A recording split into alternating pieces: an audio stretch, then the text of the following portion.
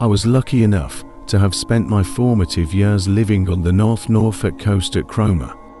This was at a time when constraints on children were not so rigid as they are today. We passed our school holidays roaming at will, on the beach, in the woods, and on the cliff tops. One day I received a warning from my grandfather about what he described as a huge black hellhound that also liked to wander the area, bringing death to any poor soul that happened to meet it. This creature is known in Norfolk by the name of black shuck. The secret of surviving an encounter with this hound was to avert your gaze, to look into his eyes, as big as saucers and glowing like burning coals, would mean certain death within the day. Being very young and impressionable, I thought there might be an element of truth in what my grandfather had told me. He was after all a true Norfolk countryman wise in country lore. I naturally intended to avoid a meeting with the hound at all costs. Certain locations were avoided as the evening drew in, being considered high-risk areas. This fear was, however, at conflict of a young boy, the hope being that one day I might spot the creature from a point close enough to allow me to study it, but at a sufficient distance to protect me from the ill effects.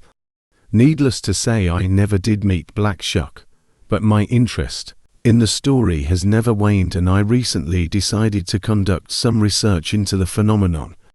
I was surprised to find that apparitions involving large black dogs are well documented in many parts of this country and abroad. That same morning, the storm reached the church at Blithburgh where a service was being conducted. The great dog appeared on a main beam in the roof of the church.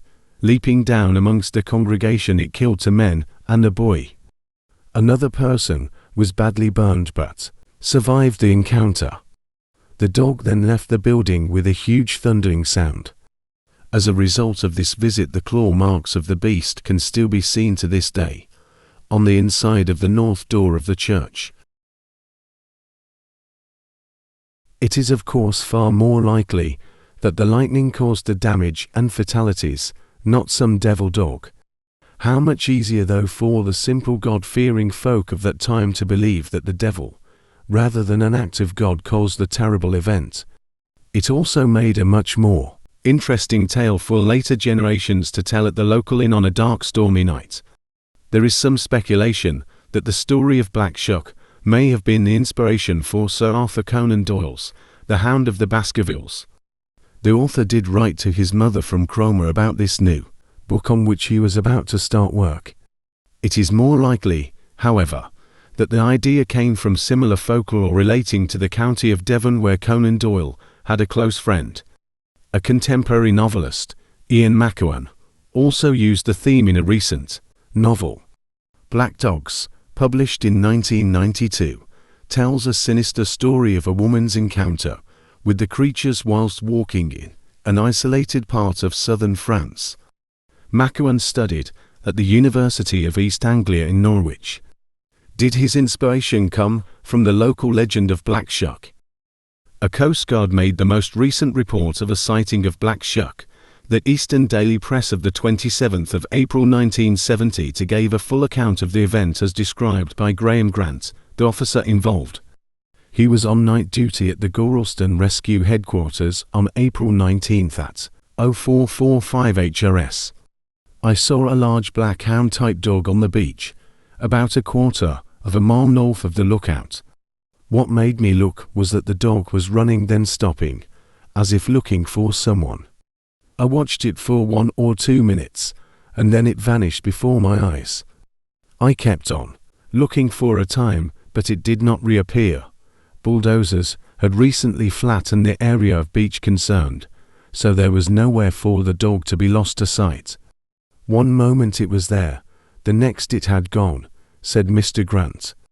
Being recently transferred from another part of the country, the officer had never heard the story of Black Shuck. A colleague, Mr. Harold Cox of Cromer, related the legend to him after being told of the sighting. In recent years our attention seems to have turned from black canines to black felines, roaming the Norfolk and Suffolk countryside. Strangely, no one has ever managed to shoot one of these creatures, which I find a bit odd. In my experience, gamekeepers vigorously defend their game bird stocks and are very resourceful and skillful at dispatching predators. Surely by now one of these large cats should have been pictured in our newspapers, having been shot by someone defending their livestock. Perhaps the fascination with these black spectres from our very distant past has not gone away. Do we have some subconscious need for irrational belief in and fear of such nightmare creatures? Are the black, puma-like animals real, or are they our modern version of black shuck? Let me know what you think in the comments section. Do you believe the stories are real, or just a bedtime story just made up to scare us, or are the stories the only way of knowing of the creature existence?